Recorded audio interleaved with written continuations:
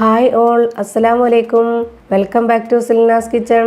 ഇന്നത്തെ റെസിപ്പി നല്ല അടിപൊളി ഒരു ബീഫ് പുലാവിൻ്റെ റെസിപ്പിയാണ്. റെസിപ്പിയിലോട്ട് കിടക്കുന്നതിന് മുമ്പായി എൻ്റെ ചാനൽ ആദ്യമായിട്ട് കാണുന്നവരാണെങ്കിൽ പ്ലീസ് ഒന്ന് സബ്സ്ക്രൈബ് ചെയ്തേക്കണേ. റെസിപ്പിയിലോട്ട് കിടക്കാം. ഈ ഒരു പുലാവ് റെസിപ്പി തയ്യാറാക്കാനായിട്ട് ഞാനിവിടെ ബസുമതി റൈസാണ് എടുത്തിട്ടുള്ളത്. വലിയ റൈസാണ് പുലാവ് റെസിപ്പിക്ക് വേണ്ടത്. എന്നാലേ ആ ഒരു റെസിപ്പിക്ക് അതിൻ്റെ ഒരു ടേസ്റ്റ് കിട്ടുള്ളൂ. ഇതിനെ കഴുകി വൃത്തിയാക്കി വെള്ളമൊക്കെ ഊറ്റി മാറ്റി വെക്കുന്നുണ്ട്. ഇനി ഞാനിവിടെ കുറച്ച് ബീഫ് എടുത്തിട്ടുണ്ട്. മീഡിയം സൈസിൽ കട്ട് ചെയ്ത് വെച്ചിട്ടുള്ള ബീഫാണ്. ഈ ബീഫും കഴുകി വൃത്തിയാക്കി വെച്ചിട്ടുള്ളതാണ്. ഇനി ആദ്യം ബീഫ് ഒന്ന് വേവിച്ചെടുക്കണം. അതിനു വേണ്ടി ഞാനൊരു കുക്കർ എടുത്തിട്ടുണ്ട്. അതിലേക്ക് ഈ ബീഫ് ഒന്ന് ഇട്ട് കൊടുക്കുന്നുണ്ട്. ഇനി ഇതിലേക്ക് 1 സ്പൂൺ കുരുമുളക് പൊടി ചേർത്ത് കൊടുക്കുന്നുണ്ട്. ഇനി ഈ ബീഫിന് ആവശ്യമായ ഉപ്പും കൂടെ ചേർത്ത് കൊടുക്കുന്നുണ്ട്. ഇനി ഇതൊന്ന് ഇളക്കി കൊടുക്കാം.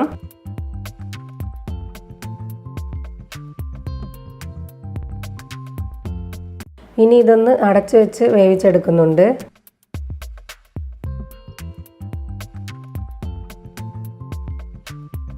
ഇപ്പോൾ ബീഫ് വേവുന്നതിനുള്ള സമയമായിട്ടുണ്ട്. ഇനി ഇതൊന്ന് തുറന്ന് നോക്കാം. ഈ ബീഫ് കുക്കറിലിട്ടടിക്കുമ്പോൾ ഇതുപോലെ 1/4 വേവിലേ എടുക്കാവൂ. കറക്റ്റ് വേവിലെടുക്കണ്ട. ഇനി റൈസിൻ്റെ കൂടെ ഇട്ട് വേവിക്കാനുള്ളതാണ്. അപ്പോൾ ഈ ഒരു വേവിലെടുത്താൽ മതി. ഇനി നമുക്കിതൊന്ന് മാറ്റി വയ്ക്കാം. ഇനി അടുത്തതായി മിക്സിയുടെ ചെറിയ ജാർ എടുത്തിട്ടുണ്ട്. ഇതിലേക്ക് കുറച്ച് വെളുത്തുള്ളിയും ഇഞ്ചിയും എടുത്തിട്ടുണ്ട്. ഇതൊന്ന് ഇട്ട് കൊടുക്കാം. ഈ ഇഞ്ചിയും വെളുത്തുള്ളിയും ചതച്ചല്ല എടുക്കേണ്ടത്. ഈ ഒരു പുലാവ് റെസിപ്പിക്ക് വേണ്ടി ഇത് അരച്ചെടുക്കണം. അരച്ചെടുക്കുന്നതിന് വേണ്ടി കുറച്ച് വെള്ളം ഒഴിച്ചു കൊടുക്കുന്നുണ്ട്. ഇനി ഇതൊന്ന് അരച്ചെടുത്തിട്ട് വരാം. ഈ വെളുത്തുള്ളിയും ഇഞ്ചിയും ഞാനിപ്പോൾ നല്ലപോലെ അരച്ചെടുത്തിട്ടുണ്ട്. ഇതുപോലെ നന്നായി അരച്ചെടുക്കണം. ഇനി ഇത് റെഡിയാക്കി എടുക്കാനായി ഒരു പാത്രം വെച്ച് കൊടുത്തിട്ടുണ്ട്. ഇതൊന്ന് ഫ്ലെയിം ഓൺ ആക്കിയിട്ട് അതിലേക്ക് കുറച്ച് നെയ്യ് ഇട്ട് കൊടുത്തു. ഇനി ഇതിലേക്ക് കുറച്ച് എണ്ണയോ ഓയിലോ കൂടി ഒഴിച്ചു കൊടുക്കാം. ഇനി ഇത് നല്ലപോലെ ചൂടായി വരുമ്പോഴത്തേക്കും 2 സബോള കട്ട് ചെയ്തത് ചേർത്ത് കൊടുക്കുന്നുണ്ട്.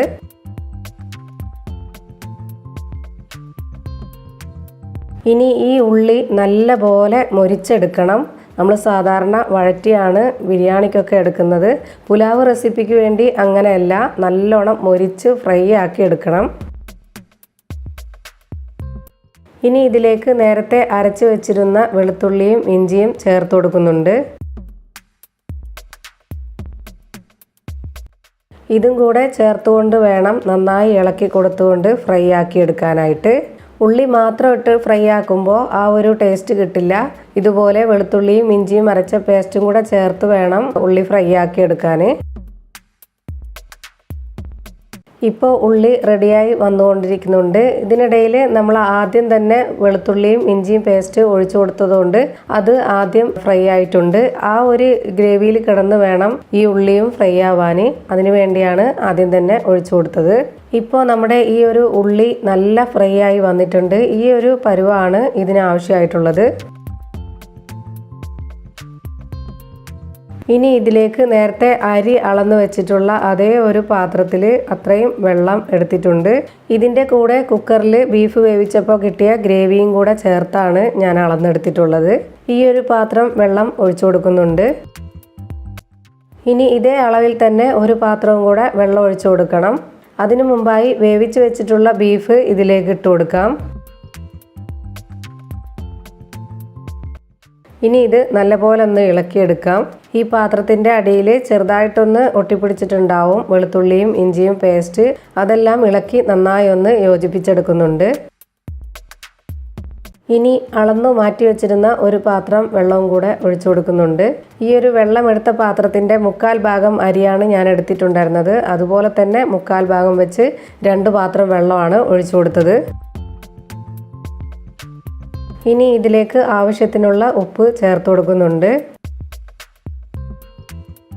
ഇനി ഇതിലേക്ക് 1 സ്പൂൺ കുരുമുളക് പൊടിയാണ് ചേർത്ത് കൊടുക്കുന്നത്.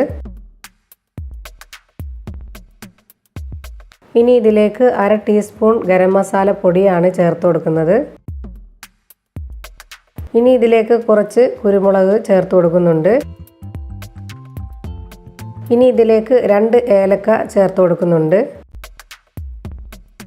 ഇനി ഇതിലേക്ക് 1 സ്പൂൺ നല്ല ജീരകം ചേർത്ത് കൊടുക്കാം. ഇനി ഇതിലേക്ക് 1 സ്പൂൺ പെരുംജീരകവും കൂടെ ചേർത്ത് കൊടുക്കുന്നുണ്ട്. ഇനി ഇതിലേക്ക് കുറച്ച് ക്രഷ് ചെയ്ത വറ്റൽമുളക് ചേർത്ത് കൊടുക്കുന്നുണ്ട്. ഇനി 2 തക്കാളി കട്ട് ചെയ്തതും കൂടി ചേർത്ത് കൊടുക്കാം. ഇനി 4-5 പച്ചമുളകും കൂടി ചേർത്ത് കൊടുക്കുവാണ്. കുറച്ച് കറിവേപ്പില കൂടി ചേർത്ത് കൊടുക്കാം.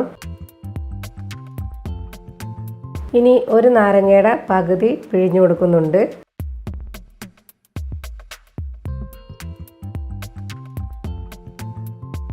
ഇനി ഇതൊന്ന് ഇളക്കി കൊടുക്കാം.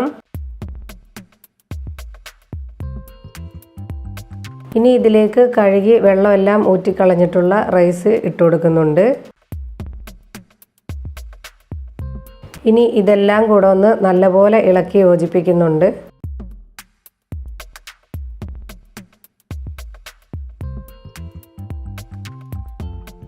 ഇനി ഇതൊന്ന് അടച്ചു വെച്ച് വേവിച്ചെടുക്കുന്നുണ്ട്.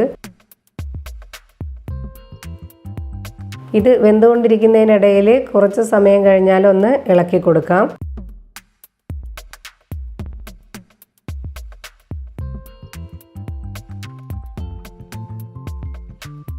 ഇനി വീണ്ടും ഇതൊന്ന് അടച്ചു വെച്ച് വേവിച്ചെടുക്കുന്നുണ്ട്.